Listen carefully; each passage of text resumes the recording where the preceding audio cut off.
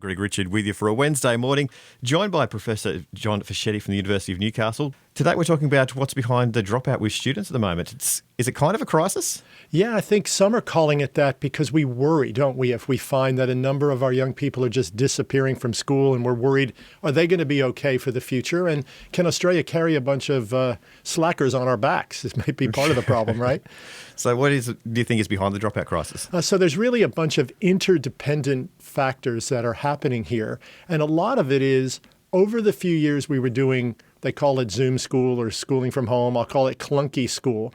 There were a lot of opportunities for young people to do school a little more flexibly. We let them invent assessments. We let them use their mobile devices. We let them invent chemistry with sugar and flour in their home, whatever they had. Somehow it was fine. Now that we're back to this, whatever the new normal is, Greg, and I'm not sure, it just seems like we're back to forgetting all the things we might have learned. Yeah. Some kids are just tuned completely out and disengaged, and they're voting with their feet.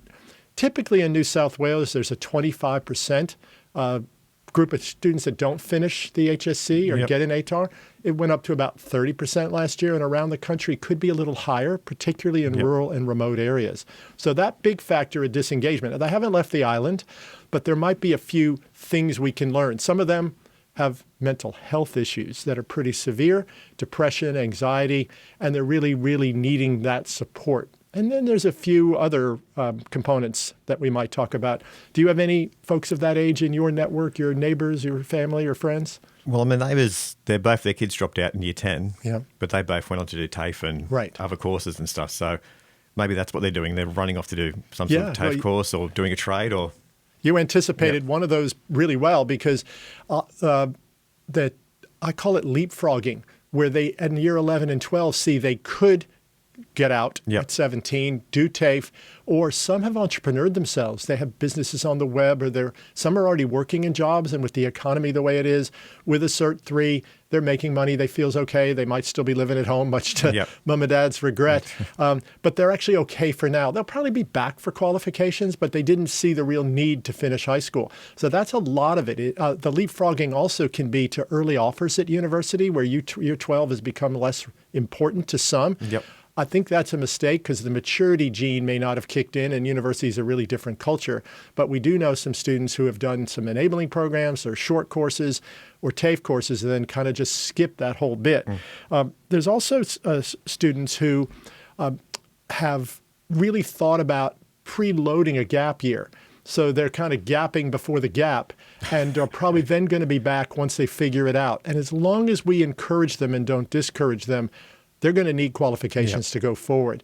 So it's a variety of variables, but it does leave, if we told you a third of your employees were just not going to finish the job they'd been assigned, you go, well, that feels pretty important. And the job of a student is like to finish school, and they have chosen not to.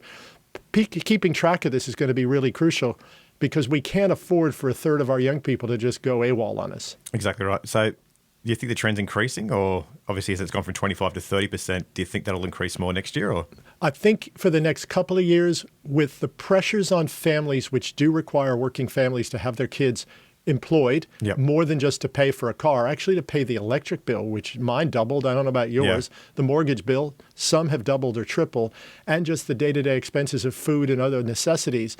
So some are under economic pressure where they have to. Some have started young families and need to look out for their partner or their baby. So I think the next couple of years are going to be like this while inflation is this high and the pressures on families is high.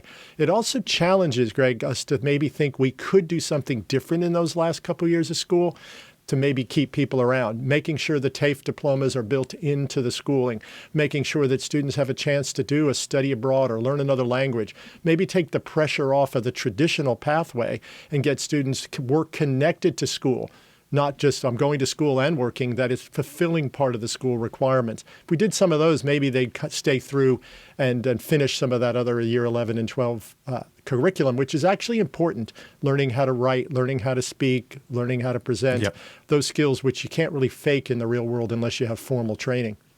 So I was just about to ask you, what can we do to change that? But you've kind of already said that for me.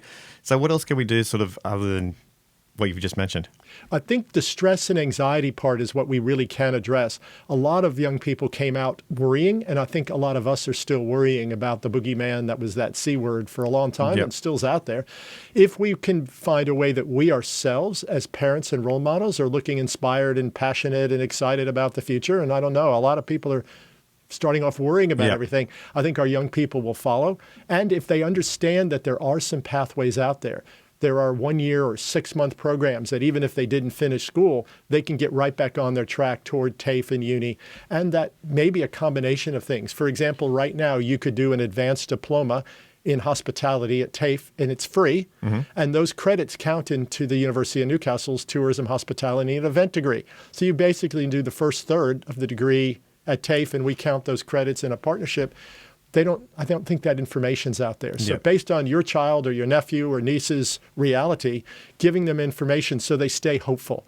The most important thing is that we understand education is the future and it's empowerment. You might be making $26 an hour, but that's not going to cut it when you're 30 years old. You're going to need to have a career path, and it's only really through education you're going to get there. Yep, exactly right, John. So the main thing is there's information out there. You just got to try and go out and find it as well and sort of lead them into that way where they're interested in. Ask the questions, look out for them, but also give them a break. It's been a rough few years to be a young person. Imagine if 2 years of your youth were taken by doing what we were doing to them, like keeping them home or keeping them whatever we're doing.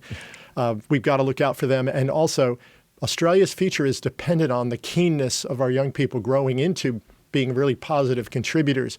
We can't have a generation slack off. There's just not enough of us to be able to hold on to what we have, and that's our tremendous privilege. So we need them, they need us, and together the future's amazing, but are we really acting that way? So I think we got to role model that. If we do, they'll come around, and they haven't left the island. Right, so we've got to roll up our sleeves. Thanks, Greg. John, thank you very much. We'll catch you again next time. Thank you. 2NURFM, a broadcast service of the University of Newcastle.